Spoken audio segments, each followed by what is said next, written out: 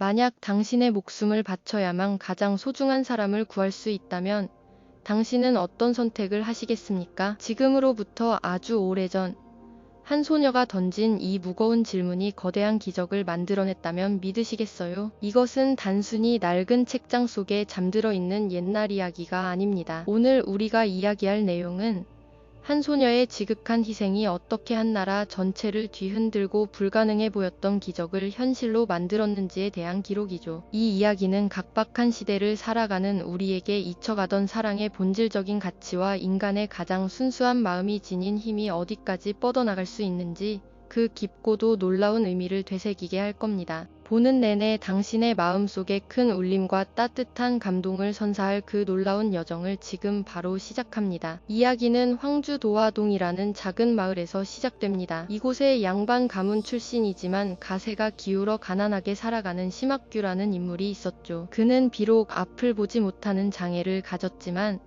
마음씨 고운 아내 곽씨 부인과 함께 소박한 행복을 꿈꾸며 살아가고 있었습니다. 오랜 기다림 끝에 부부는 그토록 바라던 아이를 품에 안게 됩니다. 목처럼 곱고 예쁜 딸, 바로 심청이었죠. 하지만 그 행복은 너무나도 짧았습니다. 아이를 낳은 지 1회 만에 산후병을 이기지 못한 곽씨 부인이 그만 세상을 떠나고 만 것입니다. 갓 태어난 딸의 얼굴조차 제대로 보지 못한 채 아내를 떠나보낸 심학규의 슬픔은 하늘을 찌를 듯했습니다. 한 손에는 핏덩이 같은 딸을 안고 다른 한 손으로는 허공을 더듬으며 아내의 이름을 부르짖는 그의 모습은 보는 이들의 마음을 아프게 만들었죠. 이제 세상에 남은 것은 안못 보는 아버지와 젖도 못된 갓난아기 둘뿐이었습니다. 심학규는 절망 속에서도 딸을 위해 살아야 했습니다. 그는 갓난아기인 심청을 품에 안고 동네를 돌아다니며 동량젖을 얻어 먹였습니다. 마을 아낙네들은 그의 딱한 사정을 외면하지 않았고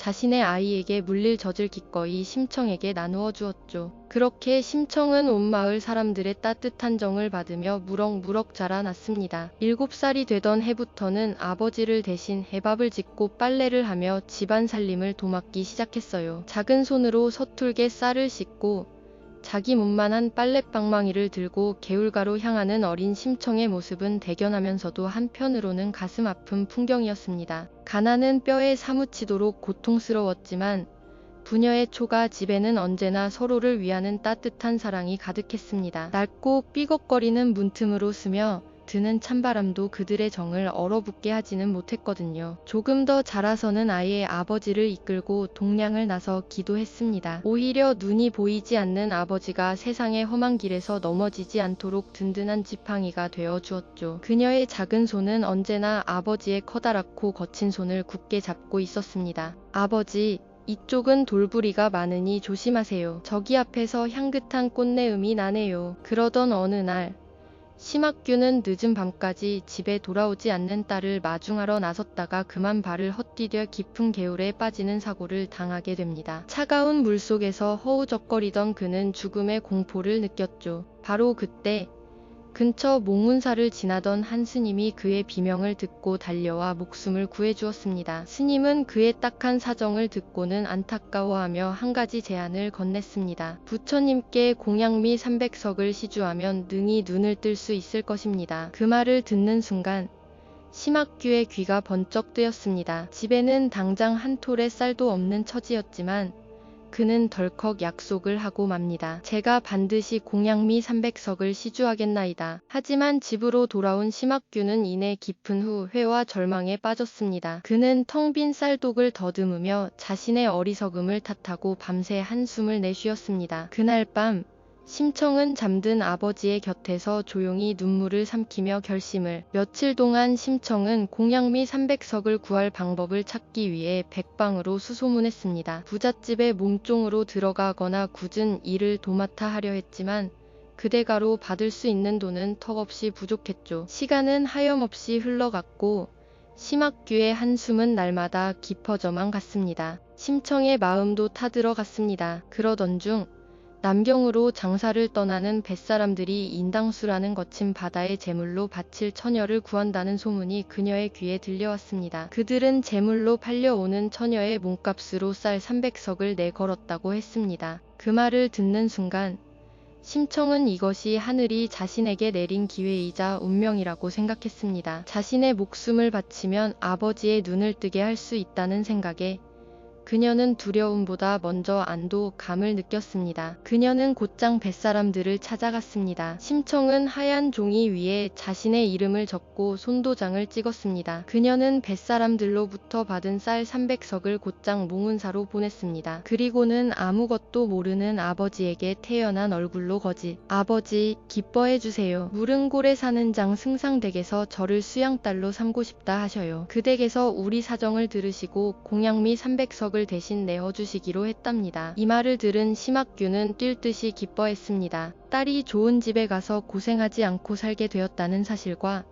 그토록 바라던 눈을 뜰 수 있다는 희망에 벅차올랐죠. 딸의 희생은 꿈에도 상상하지 못한 채 그는 연신 부처님께 감사를 올렸습니다. 심청은 그런 아버지를 보며 차마 터져 나오는 울음을 삼켜야 했습니다. 가슴이 찢어지는 듯한 아픔을 애써 감추고 그녀는 아버지를 위한 마지막 밥상을 정성껏 차렸습니다. 따뜻한 쌀밥과 손수 만든 반찬을 아버지의 입에 넣어드리며 그녀는 이것이 아버지와 함께하는 마지막 식사라는 사실에 목이 메어왔습니다. 행여나 눈물을 보일까 싶어 고개를 푹 숙인 채 그녀는 애써 밝은 목소리로 말했습니다. 아버지, 제가 없더라도 끼니 거르지 마시고 몸 건강히 지내셔야 해요. 아버지는 그저 딸이 멀리 떠나는 것이 서운해서 그런 줄로만 알고 딸의 등을 다 녹여주었습니다. 마침내 뱃사람들과 약속한 날이 되었습니다. 심청은 새벽같이 일어나 아버지의 옷을 정갈하게 개어두고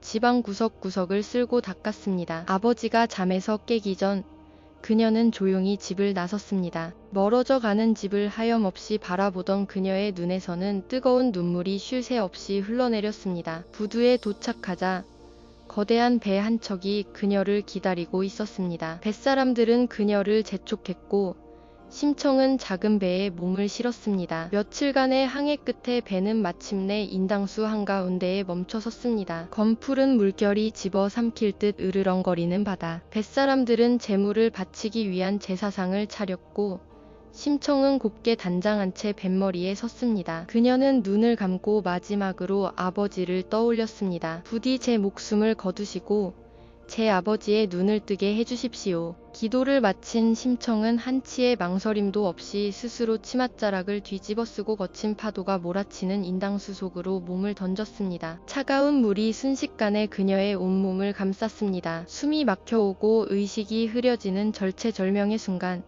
심청은 죽음의 고통 속에서도 오직 아버지 생각뿐이었습니다. 그런데 바로 그 순간 기이한 일이 벌어졌습니다. 심청의 몸이 바닷속 깊은 곳으로 가라앉는 것이 아니라 오히려 무언가 부드러운 힘에 이끌려 신비로운 공간으로 빨려 들어가는 것이었죠. 정신을 차려보니 그녀는 더 이상 차갑고 어두운 바닷속이 아니었습니다. 눈앞에는 형형색색의 산호로 지어진 궁전이 펼쳐져 있었고 아름다운 비단 옷을 입은 선녀들이 그녀를 맞이했습니다. 그곳은 바로 바닷속 용궁이었습니다. 인당수의 용왕은 심청의 지극한 효심에 크게 감동하여 그녀를 죽게 내버려 둘 수 없었다고 말했습니다. 용왕은 심청을 극진히 대접하며 용궁의 신비로운 광경들을 구경시켜 주었습니다. 그곳에서 심청은 먼저 세상을 떠난 어머니 곽씨 부인의 영혼과도 잠시 재회하는 꿈 같은 시간을 보내기도 했습니다. 모든 것이 꿈만 같았지만 심청의 마음 한편에는 늘 아버지에 대한 걱정이 자리하고 있었죠. 용궁에서 며칠을 보낸 뒤 용왕은 이제 그녀가 다시 인간 세상으로 돌아가야 할 때라고 말했습니다. 용왕은 거대한 연꽃 봉오리 하나를 가져오게 했습니다. 그리고 선녀들에게 명하여 심청을 그 연꽃 봉오리 안에 고이 눕히도록 했죠. 부드러운 꽃잎이 그녀를 감싸자 심청은 깊은 잠에 빠져들었습니다. 그녀를 품은 연꽃은 조용히 수면 위로 떠올라 바다를 표류하기 시작했습니다. 거친 파도도 사나운 바다 생물도 그 신성한 연꽃을 감히 해치지 못했습니다. 그렇게 며칠을 떠다니던 연꽃은 마침내 인당수를 지나던 다른 상인들의 배에 의해 발견되었습니다. 세상에서 단 한 번도 본 적 없는 거대하고 신비로운 연꽃에 놀란 뱃사람들은 이를 기란 징조로 여기고 자신들이 모시는 황제에게 진상하기로 결정했습니다. 그렇게 심청을 품은 연꽃은 배에 실려 머나먼 황궁으로 향하게 됩니다. 연꽃 봉오리 속에서 깊은 잠에 빠진 채로 그녀는 자신의 운명이 전혀 다른 방향으로 흐르고 있다는 사실을 까맣게 몰랐습니다. 그렇게 거대한 연꽃은 한 사람을 향한 지극한 사랑과 희생은 과연 어디까지 닿을 수 있을까요? 이 이야기가 흥미로우셨다면 구독과 좋아요를 눌러주세요. 다음 시간에는 시대를 초월하여 희생과 사랑의 가치를 몸소 실천한 또 다른 인물의 이야기를 통해 우리 사회에 숨겨진 진정한 기적의 순간들을 탐구해 보겠습니다. 황제의 정원 한가운데에 놓인 거대한 연꽃은 궁궐 안모든 이들의 시선을 단숨에 사로잡았습니다. 그토록 크고 신비로운 빛을 내는 꽃은 그 누구도 평생 본 적이 없었거든요. 왕은 이기이하고도 아름다운 꽃을 귀히 여겨 매일같이 정원으로 나아가 살폈지만 연꽃은 며칠이 지나도록 좀처럼 봉오리를 열 기미를 보이지 않았습니다. 궁궐의 신하들은 저마다 이것이 나라의 큰 길조가 될 것이라 말하기도 했고 어떤 이들은 불길한 징조가 아닐까 수군거리기도 했죠. 그저 모두가 숨을 죽인 채 저 신비로운 꽃이 언제쯤 그 속을 보여줄지 애타게 기다릴 뿐이었습니다. 그러던 어느 휘영청 밝은 달이 뜬 날 밤이었습니다. 왕이 홀로 정원을 거닐고 있을 때 기적 같은 일이 일어났습니다. 굳게 닫혀있던 연꽃 봉오리가 마침내 아주 서서히 마치 천상의 음악처럼 신비로운 소리를 내며 그 두터운 꽃잎을 열기 시작했습니다. 한 겹, 또 한 겹 꽃잎이 펼쳐질 때마다 주변으로는 형언할 수 없는 향기가 퍼져나갔죠. 그리고 마침내 활짝 피어난 연꽃의 한가운데에는 이 세상 사람이 아닌 듯한 눈부신 아름다움을 지닌 한 여인이 깊은 잠에 빠져 있었습니다. 바로 인당수의 거친 파도 속으로 사라졌던 심청이었습니다. 이 비현실적인 광경에 왕과 모든 궁녀, 내시들은 입을 다물지 못했습니다. 그들은 경이로 옴과 두려움이 뒤섞인 눈으로 연꽃 속에서 나타난 여인을 조심스럽게 깨웠습니다. 잠에서 깨어난 심청은 자신의 눈앞에 펼쳐진 화려한 궁궐의 모습에 어리둥절했습니다. 그녀는 자신이 겪었던 기이한 일들, 즉 인당수에 몸을 던진 일부터 용궁에서의 경험, 그리고 연꽃에 실려 이곳까지 오게 된 모든 이야기를 왕에게 남김없이 털어놓았습니다. 그녀의 이야기는 너무나도 비현실적이었지만 그녀의 눈빛과 목소리에는 한치의 거짓도 담겨 있지 않았습니다. 무엇보다 아버지를 위해 자신의 목숨까지 기꺼이 내놓았던 그 지극한 효심은 왕에게 깊고도 강력한 감동을 주었습니다. 왕은 심청의 착한 마음씨와 빼어난 미모에 반해 이것이야말로 하늘이 맺어준 인연이라 확신하게 되었죠. 그는 심청을 자신의 아내로 맞이하여 나라의 황후로 삼겠다고 선포했습니다. 그렇게 하루아침에 심청은 바다에 받쳐진 재물에서 한나라의 어머니인 국모의 자리에 오르게 됩니다. 그녀의 운명이 완전히 뒤바뀌는 순간이었어요. 황후가 된 심청은 온갖 귀한 옷과 맛있는 음식을 대하며 부족함 없는 나날을 보냈습니다. 하지만 그녀의 마음은 단 한순간도 편할 날이 없었습니다. 화려한 비단 옷을 입을 때마다 남루한 옷을 입고 계실 아버지가 떠올랐고 기름진 음식을 먹을 때마다 배를 쫀쫀 굶고 계실 아버지를 생각하며 목이 메었기 때문이죠. 밤이 되면 고향 쪽 하늘을 하염없이 바라보며 눈물 찢는 날이 많아졌습니다. 그녀의 유일한 소원은 오직 하나, 살아생전 아버지를 다시 한번 만나 뵙는 것이었습니다. 그런 황후의 깊은 시름을 알게 된 왕은 그녀를 위로하며 한 가지 묘안을 내놓았습니다. 바로 온 나라의 눈먼 사람들을 모두 도성으로 불러 모아 성대한 잔치를 열어주는 것이었죠. 수많은 맹인들 속에 혹시라도 심청의 아버지가 섞여 있지 않겠냐는 희망에서 비롯된 계획이었습니다. 심청은 왕의 깊은 배려에 감격하며 곧장 잔치를 준비하기 시작했습니다. 나라 곳곳으로 방이 나붙었습니다. 나라의 황후마마께서 전국의 모든 맹인들을 위해 큰 잔치를 여시니 눈이 보이지 않는 이는 누구든 도성으로 와서 잔치에 참여하라. 이 소식은 가난과 서름 속에서 살아가던 전국의 맹인들에게는 가뭄의 단비와도 같은 소식이었습니다. 심청의 아버지 심학규 역시 이 소문을 전해 듣게 되었죠. 딸을 잃은 슬픔 속에 하루하루를 간신히 연명하던 그는 혹시나 하는 마음에 주변 사람들의 도움을 받아 무거운 발걸음을 옮겨 머나 먼 도성으로 향했습니다. 흙먼지 날리는 길을 며칠 밤낮으로 걷고 또 걸었습니다. 지팡이에 의지한 채 더듬더듬 나아가는 그의 행색은 누구보다 초라했지만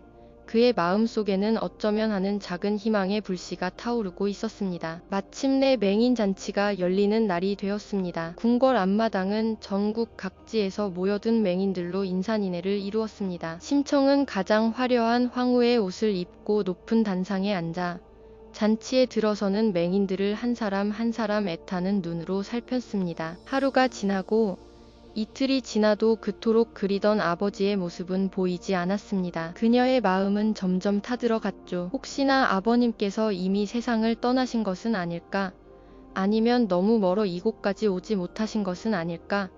온갖 불안한 생각들이 그녀를 괴롭혔습니다. 잔치의 마지막 날이 다가왔고 심청은 거의 모든 희망을 포기해가고 있었습니다. 그런데 바로 그때 잔치가 거의 끝나갈 무렵 문 밖에서 한바탕 소란이 일어났습니다. 잔치에 너무 늦게 도착하여 들어오지 못하게 된 한 늙은 맹인이 애걸복걸하고 있었던 겁니다. 남루하기 짝이 없는 행색의 그 노인은 바로 심학규였습니다. 이 소란을 들은 심청은 혹시나 하는 마음에 그를 안으로 들이라 명했습니다. 마침내 궁궐뜰 안으로 들어선 심학규의 초라한 모습을 보는 순간 심청은 단번에 그가 자신의 아버지임을 알아보았습니다. 세월의 풍파에 얼굴은 더욱 쪼글쪼글해지고 옷은 다해져 볼품없었지만 그토록 그리워하던 아버지의 모습이 틀림없었습니다. 심청은 자신도 모르게 자리에서 벌떡 일어나 단상 아래로 달려내려갔습니다. 그녀의 눈에서는 뜨거운 눈물이 쉴 새 없이 흘러내렸죠. 수많은 사람들 앞에서 채통을 지킬 겨를도 없었습니다. 그녀는 떨리는 목소리로 아버지를 불렀습니다. 아버지, 제가 바로 아버지의 딸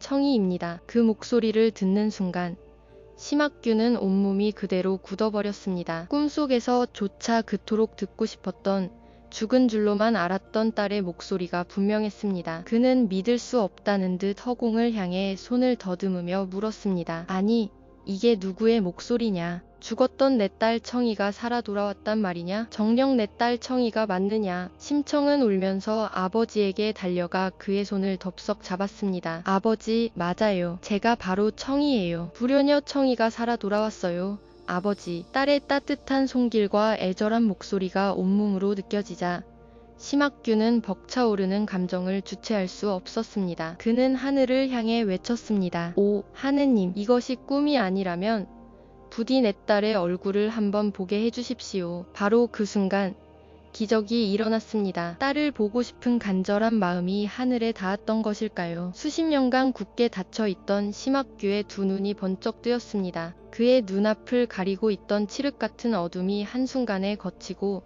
세상의 밝은 빛이 그의 눈 속으로 쏟아져 들어왔습니다. 그리고 그의 눈에 가장 먼저 들어온 것은 눈물 흘리며 자신을 바라보고 있는 세상에서 가장 아름다운 황후의 옷을 입은 딸 심청의 모습이었습니다. 심학규는 자신의 눈으로 직접 딸의 얼굴을 보게 된 감격에 말을 잇지 못하고 그 자리에 쓰러질 뻔했습니다. 부녀는 서로를 부둥켜 안고 한참 동안 기쁨의 눈물을 흘렸습니다. 그 모습을 지켜보던 왕과 신하들, 그리고 잔치에 모였던 모든 사람들 역시 눈시울을 붉히며 이 기적적인 재회의 순간을 축복했습니다. 한 소녀의 지극한 효심이 마침내 불가능을 넘어선 위대한 기적을 완성하는 순간이었습니다. 모든 슬픔과 고난이 씻겨 내려가고 완전한 환희와 행복이 그 자리를 가득 채웠던 거죠. 이후 심학규는 궁궐에서 딸과 함께 행복한 여생을 보냈다고 전해집니다. 심청의 이야기는 온 나라에 퍼져나가 모든 백성들에게 효의 중요성과 진정한 사랑이 지닌 위대한 힘을 일깨워주는 교훈이 되었습니다. 심청전은 단순히 낡은 책 속에 갇힌 옛 이야기가 아닙니다. 물질적인 가치가 우선 시되고 개인주의가 만연한 오늘날, 우리에게 가족의 소중함이란 무엇인지, 진정한 희생의 의미는 어디에 있는지, 그리고 작은 사랑이 얼마나 거대한 기적을 만들어낼 수 있는지에 대한 근원적인 질문을 던지고 있습니다. 그녀의 이야기는 우리에게 묻고 있는지도 모릅니다. 당신에게 있어 세상 가장 소중한 것은 무엇이며 그것을 지키기 위해 당신은 어디까지 나아갈 수 있습니까? 오늘 이야기가 여러분의 마음에 깊은 울림을 주었다면 구독과 좋아요를 부탁드립니다. 다음 시간에는 시대를 초월하여 희생과 사랑의 가치를 몸소 실천한 또 다른 인물의 이야기를 통해 우리 사회에 숨겨진 진정한 기적의 순간들을 함께 탐구해보겠습니다.